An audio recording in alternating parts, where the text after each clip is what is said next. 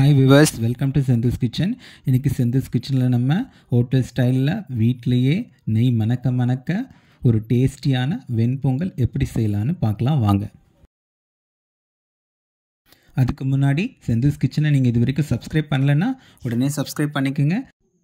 இந்த டேஸ்டியான வெண்பொங்கல் செய்கிறதுக்கு ஒரு கிளாஸில் பச்சரிசி எடுத்துக்கலாம். அதே கிளாஸில் அரை கிளாஸ் பாசிப்பருப்பு சேர்த்துக்கலாம்.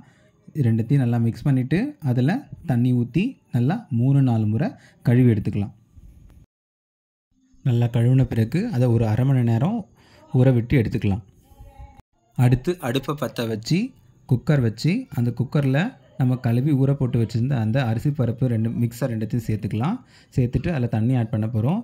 தண்ணி எவ்வளோ ஆட் பண்ண போகிறோன்னா, நம்ம மொத்தம் அரிசி 1 கிளாஸு, பருப்பு அரை கிளாஸ் எடுத்துருக்கோம் இல்லையா, மொத்தம் 1.5 கிளாஸ். அதுக்கு 3 மடங்குனா 6 கிளாஸ் ஆகுது.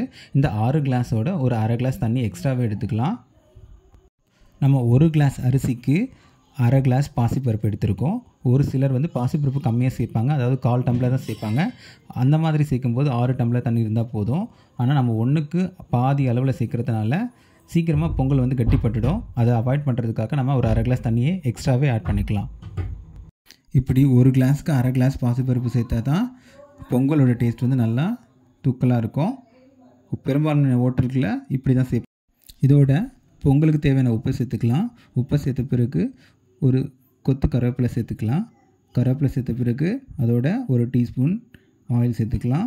ஆயிலை சேர்த்துட்டு ஒரு 1/4 டீஸ்பூன் சீரகம், ஒரு 1/4 டீஸ்பூன் மிளகு சேர்த்த பிறகு இதோட நம்ம 1 ஸ்பூன் நெய்யும் சேர்த்துக்கலாம்.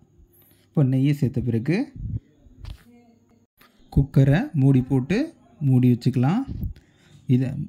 அதுக்கப்புறம் அடுப்பை பற்ற வச்சு ஒரு 5லேருந்து 6 விசில் விட்டு எடுத்துக்கலாம். அப்போ தான் பொங்கல் நல்லா குழைய தளன்னு வரும்.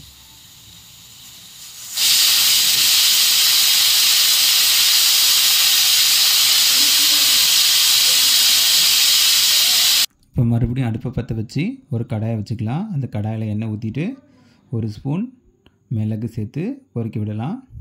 மிளகு கொஞ்சம் நல்லா பொரிஞ்ச உடனே அதோட 1 ஸ்பூன் சீரகத்துக்கு சேர்த்து வதக்கிக்கலாம்.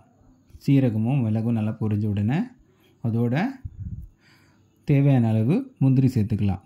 பொங்கலில் முந்திரி சேர்த்து நல்லா சாப்பிட நல்லா உங்களுக்கு டேஸ்டியாக இருக்கும். அதனால் உங்களால் எவ்வளோ முந்திரி சேர்க்க முடியுமோ அவ்வளோ முந்திரி சேர்த்துக்கலாம். முந்திரி சேர்த்த பிறகு முந்திரி நல்லா கொஞ்சம் செவக்கிற சமயத்தில் 1 ஸ்பூன் துண்டாக நறுக்கி வச்சுருக்க இஞ்சி சேர்த்து வதக்கிக்கலாம். அதுக்கப்புறம் அடுப்பு அணைச்சிட்டு கருவேப்பிலை ஒரு கொத்து சேர்த்து பொரிச்சிக்கலாம். கொஞ்சமாக பெருங்காயத்தூளையும் சேர்த்து வதக்கிக்கலாம்.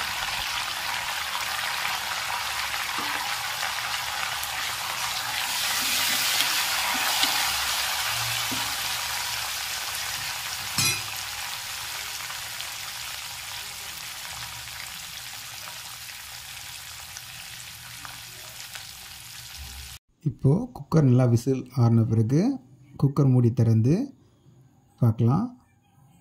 சாதமும் பருப்பும் நல்லா வெந்திருக்கு. இப்போது இதை நல்லா கிளறி விட்டு கொஞ்சம் மேஷ் பண்ணி எடுத்துக்கலாம்.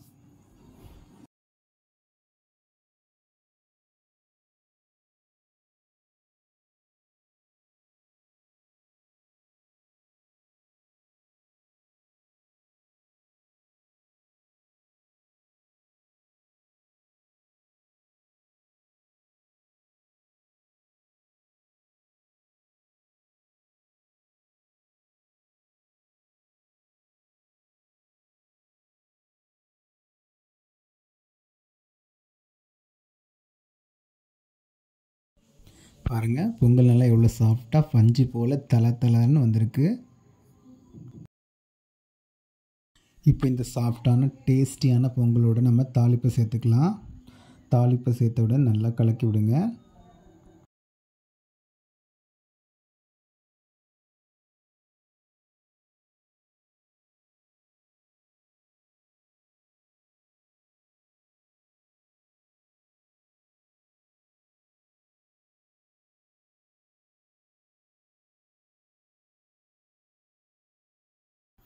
அடுத்து என்னடா பொங்கலாக நெய் இல்லாமலையா? பொங்கலையும் நெய்யையும் எப்பயுமே பிரிக்க முடியாதுங்க. அடுத்து நம்ம அந்த நெய்யை தாங்க சேர்த்துக்க போகிறோம். முடிஞ்ச அளவுக்கு நிறைய நெய்யை சேர்த்துக்குங்க. நான் ஒரு குழி கரண்டி அளவுக்கு நெய்யை சேர்த்துக்கிறேன். இந்த நெய்யை சேர்த்துட்டு கிளறாமல் மூடி போட்டுட்டு மூடி வச்சுக்கலாம். நாம் எப்போ சாப்பிட்ற உட்காரமோ அந்த டைமில் குக்கர் மூடியை திறந்து நெய்யை நல்லா பொங்கலோடு மிக்ஸ் பண்ணிவிட்டு அதுக்கப்புறம் பரிமாறி சாப்பிடலாம். இவ்வளோ ஈஸியாக டேஸ்டியாக செய்யக்கூடிய இந்த ஹோட்டல் ஸ்டைல் பொங்கலை நீங்களும் ஒரு முறை வீட்டில் ட்ரை பண்ணி பாருங்கள். இந்த வீடியோ உங்களுக்கு பிடிச்சிருந்தால் லைக் பண்ணுங்கள், ஷேர் பண்ணுங்கள். இது வரைக்கும் நீங்கள் செந்தில்ஸ் கிச்சனை சப்ஸ்கிரைப் பண்ணலாம், சப்ஸ்கிரைப் பண்ணிக்கோங்க.